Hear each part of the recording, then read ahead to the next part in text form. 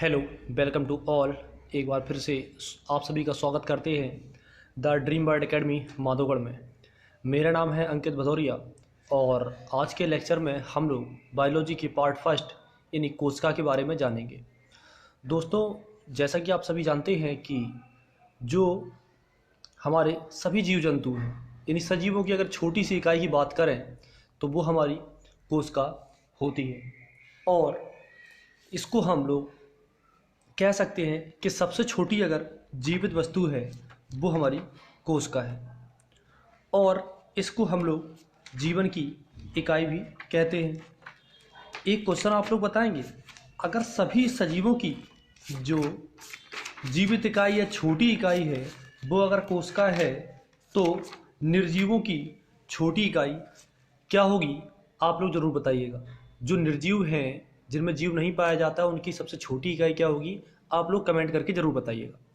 चलिए अब जानते हैं कोशिका क्या होता है। दोस्तों, अगर बात करें, जैसे कि हम लोग बायोलॉजी का डिस्कस कर रहे हैं, तो बायोलॉजी का जो शब्द है, बायोलॉजी नामक शब्द लेमार्क और ट्रेवरेनिस ने दिया था और इसके पिता जो हैं वो अरस्तु हैं। अगर बात करें कोशिका की, तो जितने भी जीवधारी हैं उसकी संरचनात्मक इकाई यानी कार्यात्मक मौलिक इकाई वो हमारी कोशिका होती है। अगर बात करें कोशिका के आकार की, तो 10⁻⁻⁶ माइक्रोन वो कोशिका का आकार होता है और इसकी खोज 1665 ईस्वी में रॉबर्ट हुक ने मृत कोशिका यानी कॉर्क के रूप में की थी। अगर बात करें जीवित कोशिका की, तो एंटोइन ल्यूवेनहॉक, जिनको कि सूक्ष्म विज्ञान या जीवाणु विज्ञान का पिता कहा जाता है, वो उन्होंने जीवित कोशिका की खोज की थी और कोशिका सिद्धांत 1838 और 39 में स्लाइडन और सोम नामक दो व्यक्तियों ने दिया था। इतनी सारी जो जानकारी है वो कोशिका के विषय में है। अगर बात करें कोशिका के बारे में कुछ और चीज़ों की, तो वो ये आप देख सकते हैं कि कोशिका झिल्ली है, कोशिका द्रव है, केंद्रक द्रव है। इतनी सभी चीज़ें आप देख रहे हैं, ये सभी कोशिका से रिलेटेड है। यानी कि आज हम लोग कोशिका की हर छोटी से छोटी यानी बड़ी से बड़ी चीज़ें देखने वाले हैं। आइए देखते हैं कोशिका की कुछ और चीज़ें। जैसा कि आप जानते हैं, कोशिका यानी स्टडी ऑफ सेल, कोशिका का अध्ययन साइटोलॉजी कहलाता है। अगर बात करें बड़ी कोशिका, तो वो है हमारे शुतुरमुर्ग का अंडा, और अगर बात करें सबसे छोटी कोशिका, तो वो है हमारी माइक्रोप्लाज्मा। अगर बात करें शरीर की सबसे लंबी कोशिका, तो वो है तंत्र का तंत्र। ये रहे कोशिका की कुछ और चीज़ें। आप कोशिका में चित्र में देख सकते हैं कि कोशिका झिल्ली दिखाई दे सकती है, आपको केंद्रक दिखाई दे रहा है। अगर बात करें कोशिका अंगक दिखाई दे रहे हैं और एक विकसित कोशिका दिखाई दे रही है और एक शुरुआती कोशिका दिखाई दे रही है। दोस्तों, ये जो कोशिका है ये कोशिका का संपूर्ण चित्र है, जिसमें कोशिका द्रव, केंद्रक द्रव और रिक्तिका, गोल्जिकाय, लाइसोसोम, लवक, ये सभी चीज़ें पाई जाती हैं। अगर बात करें कोशिका के अंदर जो कोशिका द्रव पाया जाता है उससे और केंद्रक द्रव से, कोशिका द्रव और केंद्रक द्रव दोनों से मिलकर के जीवद्रव का निर्माण होता है। और जीवद्रव की अगर बात करें, इसकी खोज तो मोहिले और पुरकिंजे नामक दो व्यक्तियों ने की थी।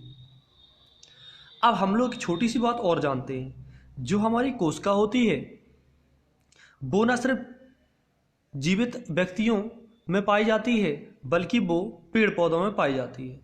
अब एक छोटा सा अंतर भी है। क्या पेड़ पौधों की और मनुष्य की कोशिका एक जैसी है? हाँ, कुछ चीज़ें इनमें से एक जैसी हैं, बट कुछ इसमें अंतर भी है। अब अंतर क्या है? हमारे पेड़ पौधों में कोशिका भित्ति पाई जाती है, जिसको कि हम लोग सेल वॉल कहते हैं। ये सिर्फ पेड़ पौधों में ही पाई जाती है और इसका निर्माण अंतःपरद्रव जालिका और जीवद्रव से निकलने वाले पदार्थ से होता है। जैसा कि आप जानते हैं कि हम लोग कागज़ का यूज करते हैं। अगर बात करें कागज़ की, तो ये सेलुलोज से बना होता है। अगर बात करें कवकों के ऊपरी भाग, ये काइटिन से बना होता है। कीटों का बाह्य कंकाल ये पेक्टिन से बना होता है। और बहुत सारी चीज़ें ये कोशिका भित्ति यानी सेल वॉल के अलग अलग नाम हैं।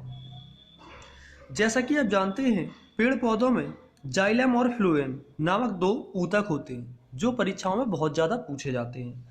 अगर बात करें जाइलम की, तो जाइलम का काम होता है पेड़ पौधों में जल का स्थानांतरण करना। यदि जड़ों से पेड़ पौधों को, जो पेड़ पौधों में जड़ें होती हैं वहाँ से पानी को सभी भागों में पहुँचाना। एक फिजिक्स का यहाँ पर छोटा सा क्वेश्चन हमको और याद आता है, जो इस प्रकार है कि जब भी हम लोग दिए को जलाते हैं तो उसमें से जो ऑयल होता है वो उसकी बाती द्वारा ऊपर तक पहुंचता है। यानी कि पेड़ों, इसी तरह से जो पेड़ होते हैं उनसे पानी भी पत्तियों तक पहुंच जाता है। तो ये भौतिक विज्ञान में किसका एग्जाम्पल है, कमेंट करके आंसर जरूर बताइएगा। चलिए तो अब देखते हैं आगे की कहानी। ये कुछ चित्र देख सकते हैं, ये हमारे जंतु कोशिका की है और ये हमारे पादप कोशिका की है। एक एक चीज इसमें स्पष्ट है और आप इसको अच्छे से क्लियरफाई कर सकते हैं। एक छोटा सा क्वेश्चन यहाँ पर और बनता है कि जब हमारा कोई भी फल पक जाता है तो वो सॉफ्ट क्यों हो जाता है।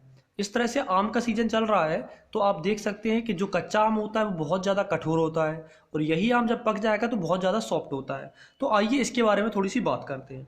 ये जो दो कोशिका होती हैं ये जुड़ी होती हैं लेमला से, जो कि जिसमें कैल्शियम और मैग्नीशियम के पैक्टेट्स पाए जाते हैं, जो कि विस्कस और जिलेटिनम फॉर्म में पाए जाते हैं। जब ये दोनों घुल जाते हैं तो हमारा जो फल होता है वो पक जाता है और ये सॉफ्ट हो जाता है। अब थोड़ी सी बात करते हैं जंतु कोशिका और पौधे की कोशिका में अंतर क्या होता है। तो आप चित्र द्वारा स्पष्ट रूप से देख सकते हैं कि जंतु कोशिका में और जो है वो सेल वॉल यानी कोशिका भित्ति नहीं पाई जाती और इसमें पादप कोशिका में कोशिका भित्ति पाई जाती है। इसमें कुछ हरित लवक भी पाए जाते हैं और जैसा कि आप पौधों में जानते हैं कि प्रकाश संश्लेषण की प्रक्रिया होती है, उसके द्वारा बहुत सारी चीज़ें बनती हैं। तो इस वीडियो के अंत में हम आपको एक पीडीएफ भी प्रोवाइड कराएंगे जो कि बहुत इम्पॉर्टेंट है और इसमें पूरी कोशिका को डिटेल से बताया गया है। आप उसको अच्छे से देखें, नोट्स बनाएं और किसी भी अगर समस्या है आपको किसी भी तरह की तो आप कमेंट में पूछ सकते हैं। मिलते हैं अगले पार्ट में, तब तक अच्छे से पढ़ाई करते रहिएगा। बहुत बहुत धन्यवाद, आपका समय सब हो।